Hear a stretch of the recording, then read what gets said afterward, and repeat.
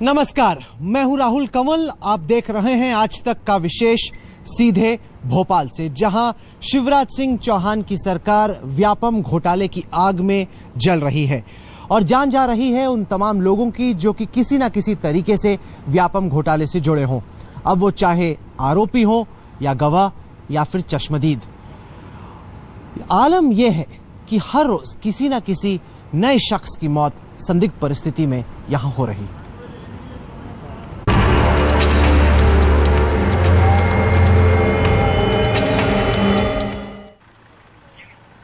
व्यापम घोटाले के बारे में अब तो ऐसा लग रहा है कि जो इस घोटाले के बारे में जान गया वो जान से गया।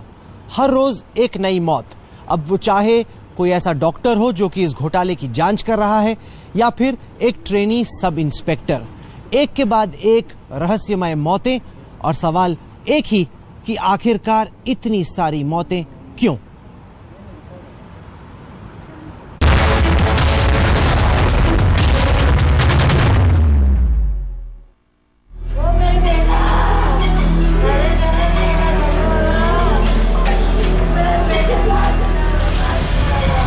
आदमखोर हो गया है मध्य प्रदेश का व्यापम घोटाला। आज तक के पत्रकार अक्षय सिंह की मौत उस वक्त हुई थी जब वो झाबुआ में नम्रता दामोर के घर तहकीकात के लिए गए थे।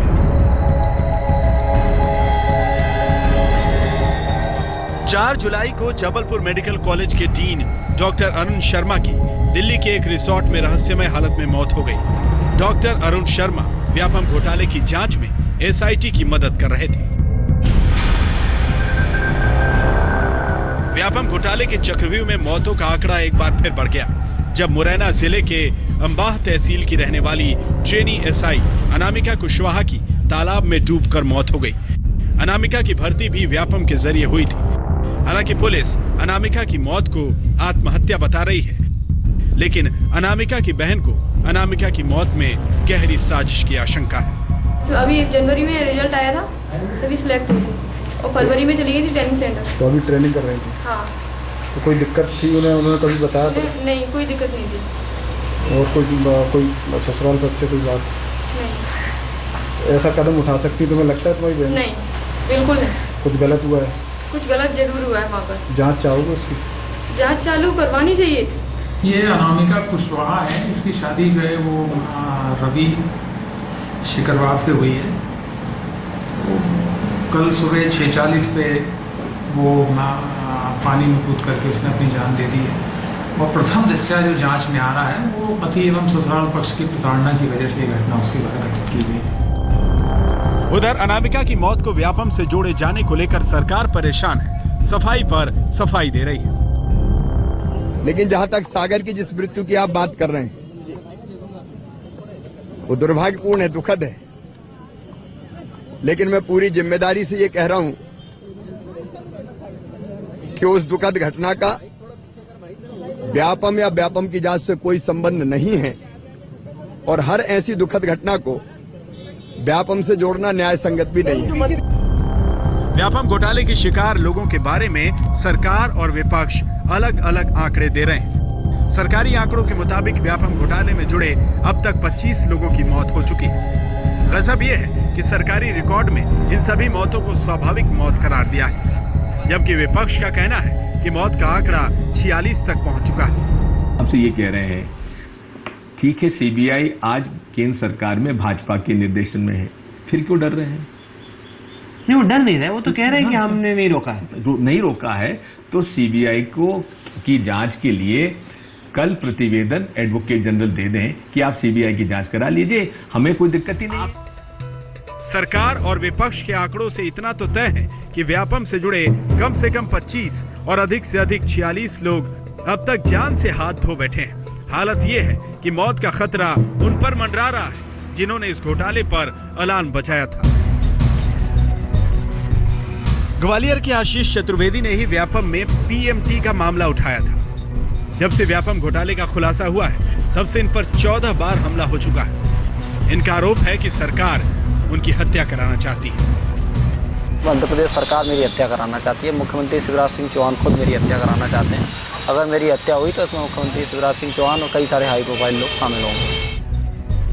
मध्य प्रदेश के व्यापम घोटाले को उजागर करने वाले एक और विसल ब्लोअर प्रशांत पांडे भी हैं। आदमखोर हो चुके व्यापम घोटाले के चलते अब इन्हें भी अपनी जान पर खतरा महसूस हो रहा है। आजाद भारत में व्यापम घोटाला अपने आप में अजूबा है। इस घोटाले में शिक्षा मंत्री तक जेल जा चुके हैं। घोटाले के चक्रव्यूह में फंसकर तमाम जाने जा चुकी हैं और तमाम लोगों पर खौफ का साया मंडरा रहा है। ग्वालियर से सर्वेश पुरोहित, मुरैना से दुष्यंत सिकरवार के साथ राहुल कंवल, भोपाल, आज तक।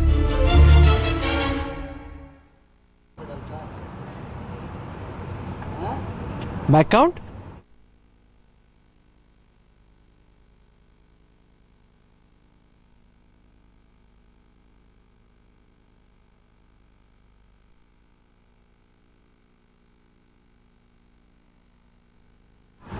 व्यापम घोटाले में विपक्ष तो लगातार शिवराज सिंह चौहान पर हमला कर ही रहा है।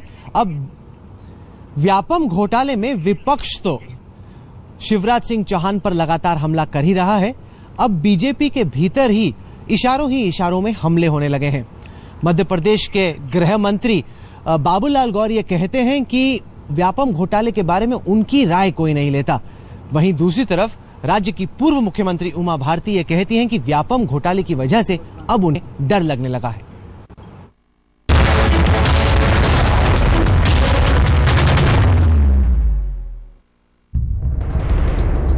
शिवराज सिंह चौहान मध्य प्रदेश के मुख्यमंत्री,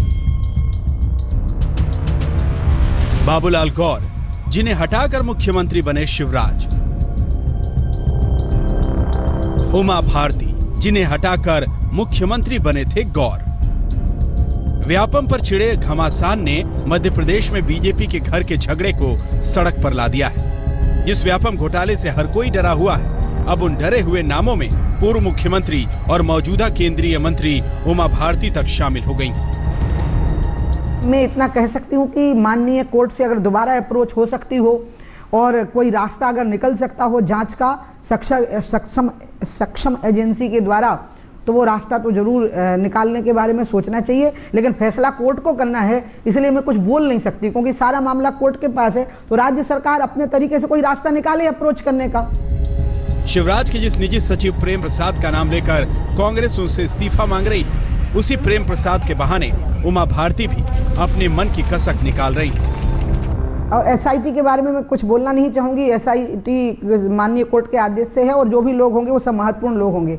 लेकिन ये मैं जरूर अन्यायपूर्ण मानती हूं कि पंडित लीलाधर पचौरी जिसकी नियुक्ति नहीं हुई, जिसने किसी की नियुक्ति नहीं करवाई, खाली उसके नंबर बढ़ गए, वो भी इस रिक्वेस्ट पर उसने कहीं किसी से की कि मेरी नौकरी लगा दीजिए, और उसके आगे मेरा एड्रेस लिखा था, उस पर एफआईआर दर्ज हो गई और एफआईआर में मेरा नाम डाल करके कोर्ट को भेज दिया गया और कोर्ट को भेजने से पहले वो एफआईआर प्रेस को बांट दी गई। ये तो मैं अन्यायपूर्ण मानती हूँ और मुझे इसका बहुत दुख भी है। दरअसल उमा हो या बाबूलाल गौर, इन दोनों को मलाल इस बात का जरूर है कि शिवराज ने ही सूबे में उनकी राजनीति चौपट कर दी।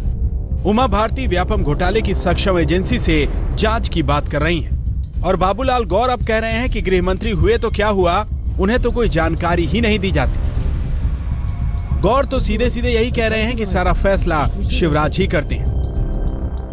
नहीं करते, बिल्कुल नहीं करते। हमको तो सुनने भी नहीं देते कि क्या चल रहा है।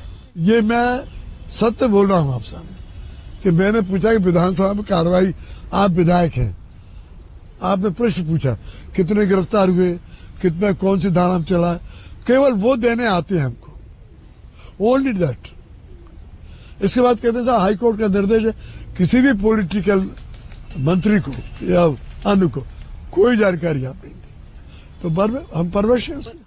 मैं कोई काल्पनिक या अंदाज के आधार पर अगर कोई बात कही है तो उसका उत्तर नहीं दूंगा। उन्होंने क्या कहा है ये मेरी जानकारी में नहीं। सवाल है कि बीजेपी का झगड़ा व्यापम घोटाले को नया मोड़ दे रहा है या व्यापम घोटाले के दलदल में बीजेपी के नेता एक दूसरे को धकेलने की कोशिश कर रहे हैं। राहुल कंवल, भोपाल, आज तक। व्यापम घोटाले में सरकार कहती है कि अब तक 25 मौतें हुई हैं, लेकिन विपक्ष का आरोप है कि अब तक 46 लोगों की मौत हो चुकी है। फिलहाल व्यापम घोटाले की जांच एसआईटी कर रही है, जो कि सीधे मध्य प्रदेश की हाईकोर्ट को रिपोर्ट करती है, लेकिन विपक्ष चाहता है कि इस मामले की जांच सीबीआई द्वारा हो ताकि सरकार का कोई भी अधिकारी या पुलिस अफसर जांच पे प्रभाव न डाल सके।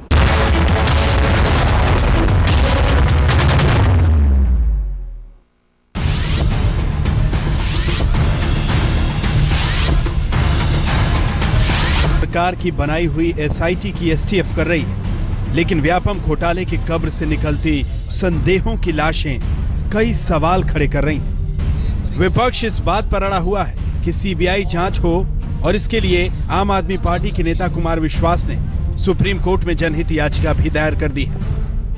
जब से हाई कोर्ट इसको देख रहा है तब से भी 45 मौतें हो चुकी हैं। माननीय उच्चतम न्यायालय के समक्ष हमने प्रार्थना की है कि आप इसका तत्काल संज्ञान लें ताकि व्यापम का सच सामने आ सके और ये दैनिक जो हत्याएं हो रही हैं, दैनिक जो तथाकथित खुदकुशी और तथाकथित सोए हुए पाए जाना हो रहा है, इस पर लगाम लग सके।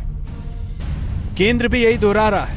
गृह मंत्री राजनाथ सिंह ने कहा कि सुप्रीम कोर्ट तय कर दे तो ये भी करा ली जाएगी। हाईकोर्ट और सुप्रीम कोर्ट जिस दिन आदेश देगा उस दिन सीबीआई जांच के लिए पूरी तरह से हमारी मध्य प्रदेश की सरकार तैयार है। जांच चाहे जो भी एजेंसी करे, लेकिन सवाल है कि सच सामने आएगा कैसे और कब तक। ये भी कि अभी कितनी संदिग्ध मौतों का आंकड़ा व्यापम घोटाले की पीठ पर सवार होगा। कांग्रेस ने शिवराज से पूछा है कि शिवराज के करीबियों का नाम आया तो फिर बगैर उनकी जानकारी के घोटाला कैसे हो। सीएम इस घोटाले को रोक क्यों नहीं पाए। बात 2009 में सार्वजनिक हो गई थी तो अब तक चुप्पी क्यों साधे रहे। इस घोटाले में शिक्षा मंत्री रहे लक्ष्मीकांत शर्मा को गिरफ्तार करने में देरी क्यों हुई। मुख्यमंत्री के पूर्व निजी सचिव प्रेम प्रसाद को अब तक गिरफ्तार क्यों नहीं किया गया।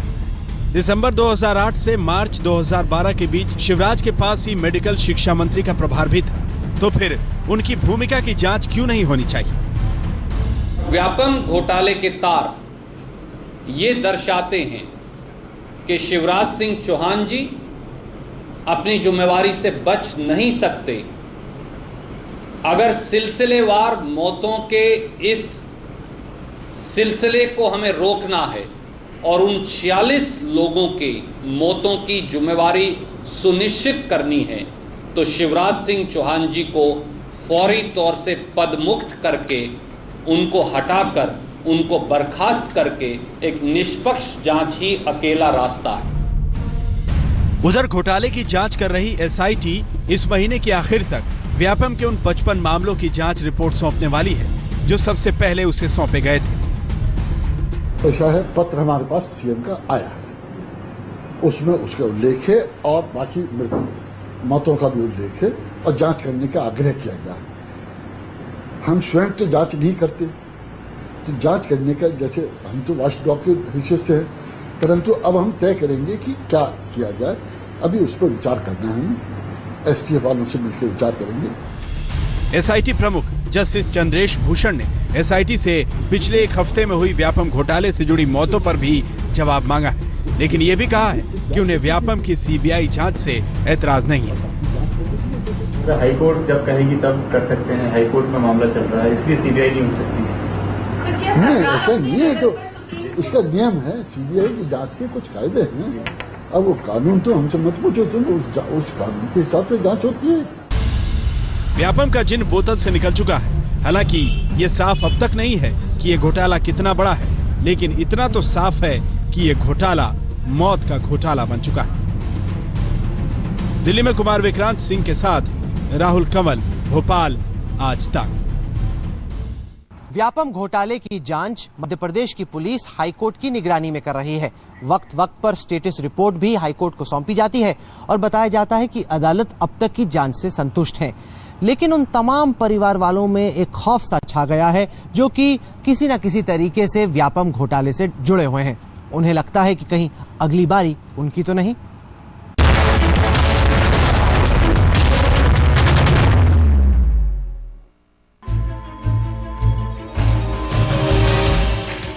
व्यापम की बुनियाद रखी गई थी छात्रों का भविष्य बनाने के लिए। आज व्यापम ही सबके भविष्य का काल बन गया। 47 मौतें हो चुकी हैं। हालांकि इनमें से कई पुलिसिया आंकड़ों में दर्ज नहीं। वैसे पुलिस की जांच में तो परिवार वालों का विरोध भी दर्ज नहीं है। एसआईटी ने अदालत को जिन 23 मौतों की रिपोर्ट सौंपी है, उसके मुताबिक केवल एक परिवार ने मौत के संदिग्ध होने की बात कही थी। आज तक की टीम उन परिवारों के पास पहुंची जिन्हें कथित तौर पर मौत सामान्य लगी थी। मुरैना के नरेंद्र सिंह तोमर का परिवार तो भारी सदमे में है। उन्हें समझ नहीं आ रहा कि एक रात पहले तक बिल्कुल स्वस्थ तोमर चंद घंटों में कैसे चल बसे। कभी शिकायत ही नहीं हुई छाती के दर्द की, कभी बताया ही नहीं, बिल्कुल भी कुछ नहीं। आपको लगता है कि जेल में हम तो सीबीआई जांच की मांग कर रहे हैं कि जो भी है सीबीआई से जांच कराओ, उसके बाद मालूम चले क्या हुआ था। हम तो सीसीटीवी कैमरे की फुटेज मांगना चाह रहे हैं जेल से कि हमारे भैया को किस हालत में लेके गए थे ये लोग, यहाँ से हॉस्पिटल की मिल जाएगी, किस हालत में भर्ती कराया इन लोगों ने। एसएमएस आपके मोबाइल पर आया था? मोबाइल पे आया था, मैंने उसमें लिखा था कि नरेंद्र तोमर की तबीयत बहुत ख़राब है, आप इस पर कॉल कीजिए, नंबर दिया था, मैंने उस पर कॉल किया। तो मैंने पूछा, मैंने भैया क्या हो गया मेरे भाई को? तो बोले कुछ नहीं हुआ, उसकी तबीयत ख़राब है। आप कौन बोल रहे हैं? मैंने कहा सिस्टर बोल रहे हैं। बोले आप अर्जेंटली निकल लो वहाँ से। आज तक कभी कोई प्रॉब्लम नहीं थी, कभी नहीं बताया कि मेरे पेट में दर्द, कुछ भी नहीं था। ये तो भैया तो हर हफ्ते में 2 बार मिलने जाता था उनसे, 2 बार मुलाकात हो, कभी नहीं कहा कि ऐसा प्रॉब्लम है मुझे। व्यापम में एक के बाद एक हो रही रहस्यमयी मौतों का खौफ कुछ ऐसा था कि परिवार वाले अब तक बोलने में भी डर रहे थे। अब आवाज मिली है तो वो केवल सच की मांग कर रहे हैं। श्वेता सिंह, आज तक। व्यापम घोटाले के तमाम पहलुओं को टटोलता ये था आज तक का विशेष। देश और दुनिया की बाकी खबरों के लिए आप देखते रहिए